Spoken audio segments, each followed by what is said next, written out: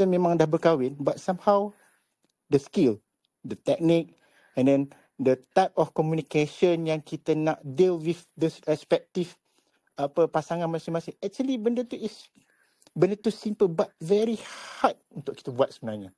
So momen-momen yang kita dapat tu basically kita dah lama tak buat bersama dengan isteri, contohnya berpelukan semua whatsoever. That's something vibes yang kita dapat balik.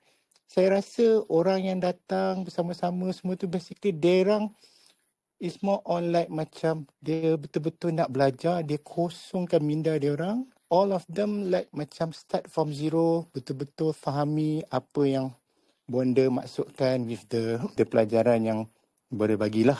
Kan? I feel like so grateful to have this session dengan my wife semalam because of the first touch is that the vibes yang kita datang semalam tu, we feel like macam it's totally everybody yang dalam tu totally give full of effort, full of energy,